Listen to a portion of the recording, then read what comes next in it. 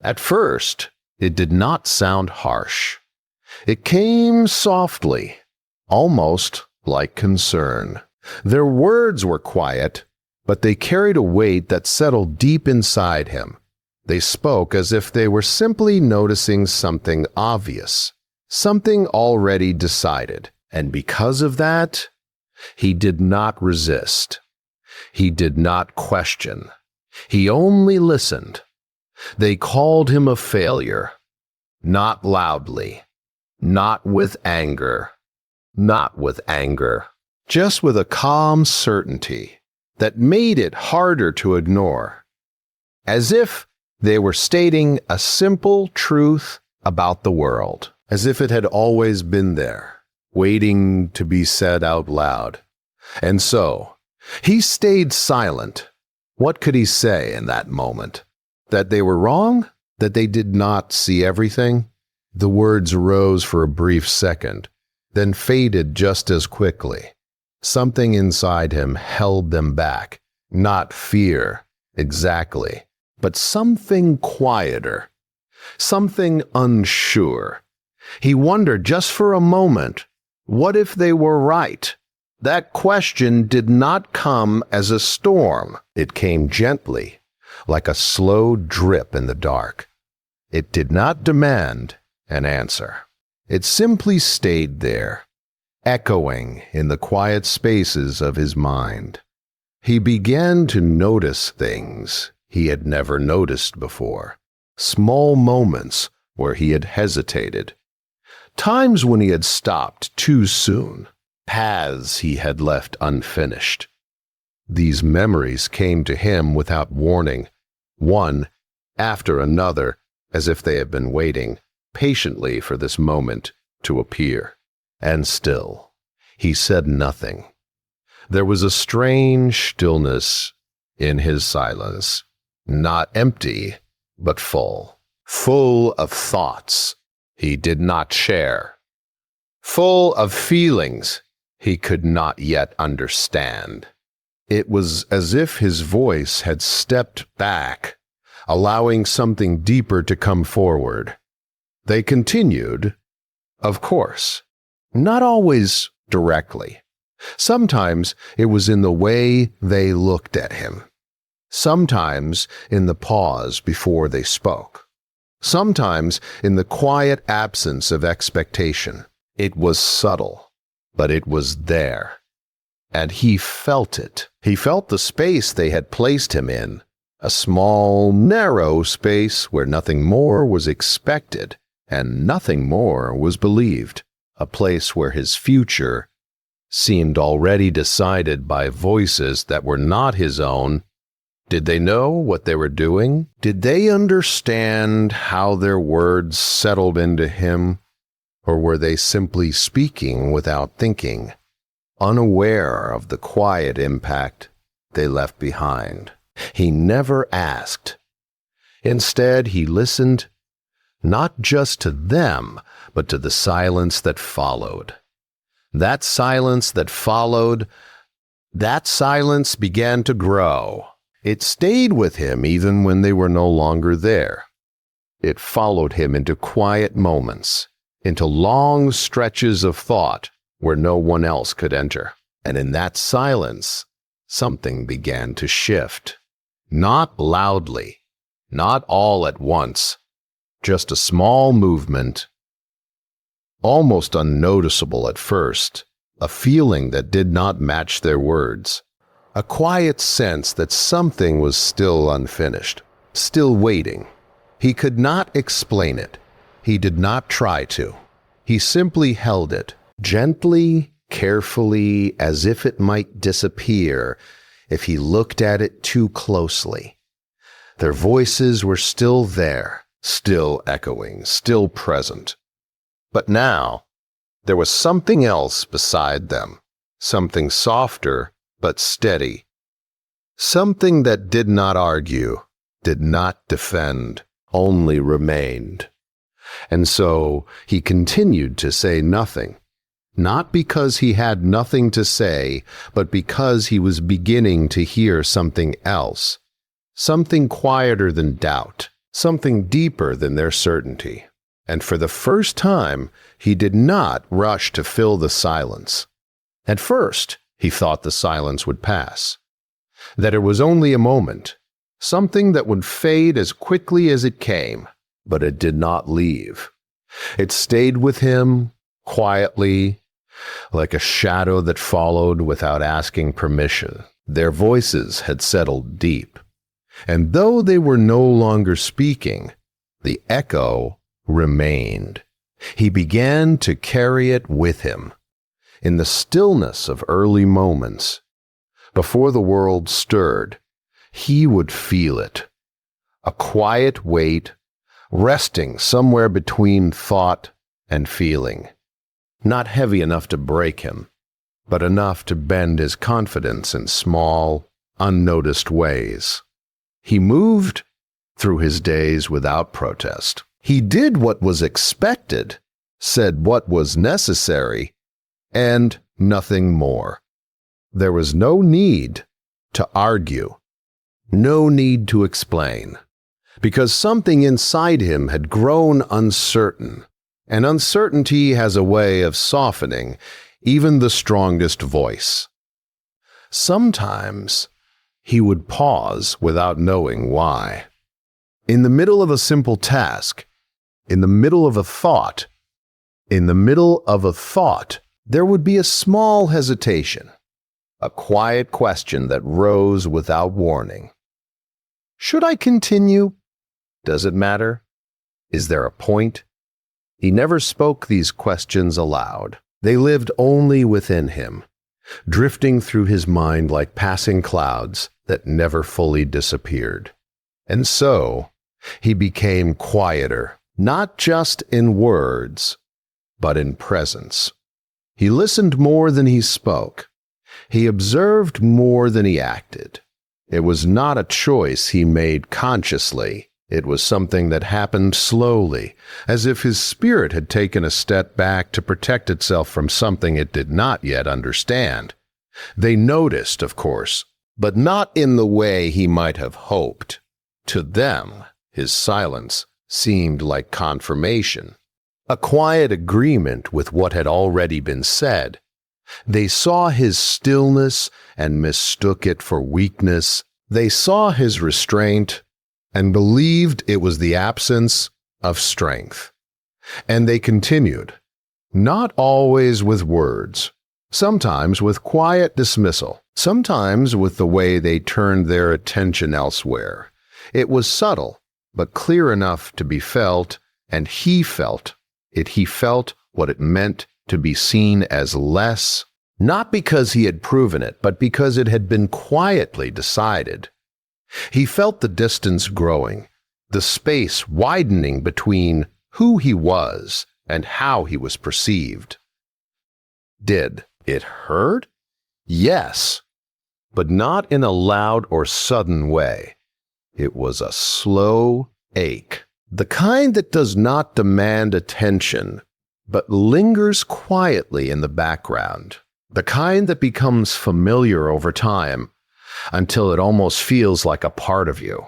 There were moments when he almost spoke, moments when something inside him rose up, wanting to be heard, wanting to correct what had been misunderstood. But each time he paused, not out of fear, but out of something deeper, something that told him that words, in that moment, would not change what had already been decided. So he let the moments pass, and in doing so, he began to see something he had not seen before. He began to notice how easily people decide, how quickly they place meaning on silence, how often they speak not from knowing, but from assumption. And this realization did not make him angry. It made him still. Because in that understanding, he saw something quiet but important, that their words were never the full truth. They were only a reflection of what they could see, and what they could see was limited. This thought did not come with certainty. It came gently, like a small light appearing in a dark room. It did not erase the doubt, but it softened it. And for the first time, he began to separate himself from their voices, just slightly. Not completely. Not yet. But enough to feel that maybe, just maybe, there was more to him than what had been spoken. He did not rush this feeling. He did not hold on to it tightly. He simply allowed it to exist, alongside the doubt, alongside the silence. And in that quiet balance, something within him began to wait patiently, without pressure, as if it knew that understanding does not arrive all at once. It unfolds slowly, in silence. Time passed, though it did not feel like time at all. It felt more like a quiet unfolding, something subtle, something that could easily be missed if one was not paying attention. He did not announce any change. There was no moment where everything became clear.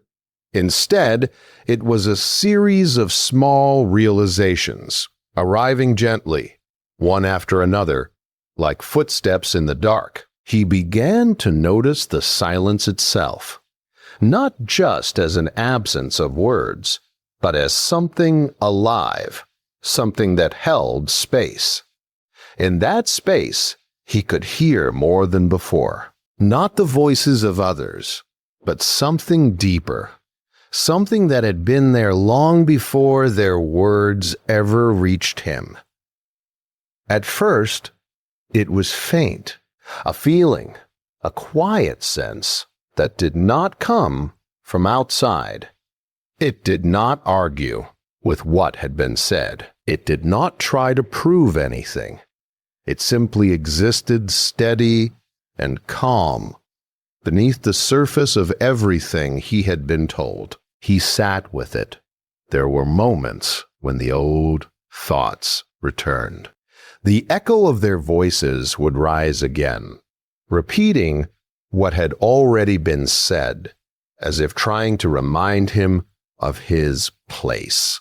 And for a brief moment, he would feel it again, that familiar weight, that quiet doubt. But now, something was different. He did not push the thoughts away. He did not fight them. He simply watched them as they came and as they went. And slowly, he began to see them for what they were. Not truth, not certainty, just words carried by others, shaped by their own limits, their own understanding. This realization did not come with anger. There was no need to reject them, no need to prove them wrong.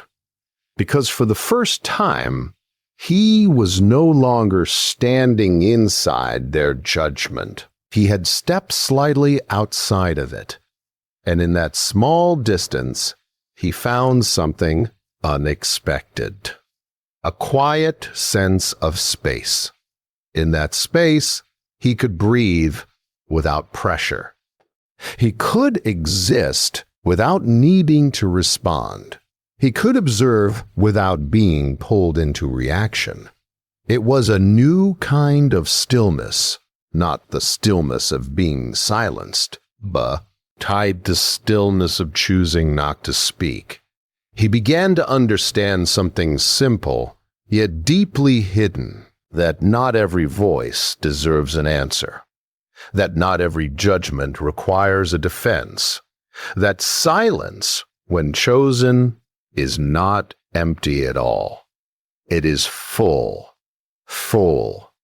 of awareness, full of control, full of something that does not need to be seen to be real.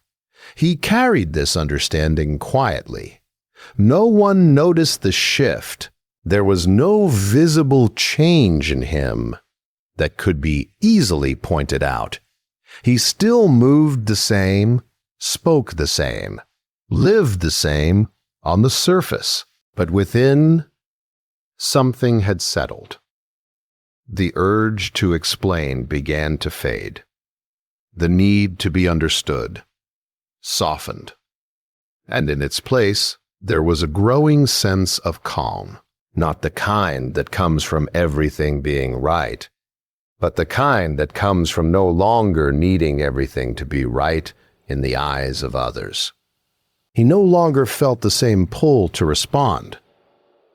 When their words reached him, he heard them. But they did not stay as long. They passed through like wind, moving through an open space, unable to take hold of anything solid, and he realized something quietly powerful, that his silence was no longer shaped by doubt. It was shaped by choice. This did not make him distant. It did not make him cold. If anything, it made him more present, more aware of each moment, each word, each pause. He listened more deeply now, not to agree, not to absorb, but simply to understand. And in that understanding, he found a kind of freedom, a freedom that did not need to be announced, a freedom that did not ask for recognition. It simply existed, quietly, steadily, within him. He no longer rushed to fill the space with words. He allowed silence to remain, because now he could feel what it held. Not weakness, not emptiness, but something far more enduring. A quiet strength that did not need to be seen to be real. And so, without saying anything at all, he began to change. He did not decide it in a single moment. There was no clear line where one way ended and another began. It was quieter than that, almost invisible, like the slow turning of something deep within, something that no one else could see. He simply stopped reaching outward, not out of rejection, not out of pride, but because the need had faded, the urge to correct them, to make them understand, to shape their view of him. It no longer held the same weight. He let it rest. There were times when the old habit returned. A thought would rise, suggesting he should speak, should explain, should finally show them who he truly was. It would linger for a moment, almost convincing, but then he would pause. And in that pause, he would feel the difference. He would notice the calm that existed without reaction, the quiet steadiness that remained when he chose not to follow the impulse. It was subtle, but it was there, a kind of quiet control that asked for nothing and proved nothing. So he allowed the moment to pass. Not every silence is the same. Before, his silence had been uncertain, shaped by doubt, filled with questions he could not answer. But now, it carried something else, something more grounded, something that did not bend so easily under the weight of others' opinions. It was not that their words had disappeared. They still spoke. They still formed their conclusions. They still looked at him with the same quiet certainty they had always held. To them, nothing had changed, and that was the quiet truth he came to accept. They were not waiting to understand him. They were not watching closely enough to notice his growth. They had already decided, and strangely, this no longer disturbed him, because he began to see that their view of him was never something he could fully control. It was shaped by their own limb, It's their own expectations, their own narrow window of understanding. And no amount of explaining could widen that window. So he stopped trying, not with resistance, but with peace. He let them keep their version of him. He let them believe what they wished to believe. And in doing so, he felt something lift, a quiet release, as if a weight he had been carrying without noticing had finally been set down. The constant tension of being seen, of being judged, of being measured, it began to loosen its hold. He no longer stood in that space. He had stepped beyond it. There was a calm in this place, a calm that did not depend on their approval, a calm that did not rise or fall with their words. It simply remained steady, quiet, untouched. And in that calm, his actions began to change, not loudly, not suddenly, but naturally. He moved with more care. He chose with more awareness, not to prove anything, but because he was no longer distracted by the need to be seen. His energy turned inward, not in isolation, but in focus. He began to give his attention to what was real, what was within his reach, what he could shape without needing permission or recognition. There was a quiet discipline forming within him. Not forced, not strict, but consistent. He no longer reacted to every moment. He no longer allowed every word to pull him in different directions.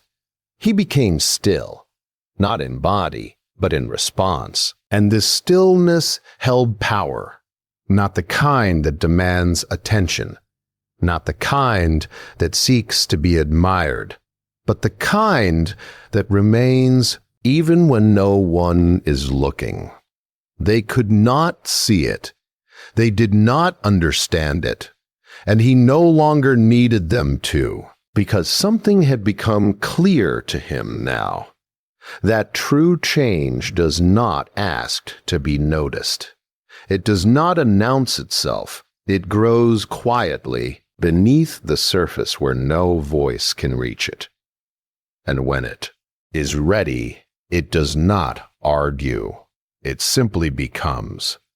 So he continued, without explanation, without defense, without noise, carrying within him a silence that was no longer empty, but full, steady, and entirely his own.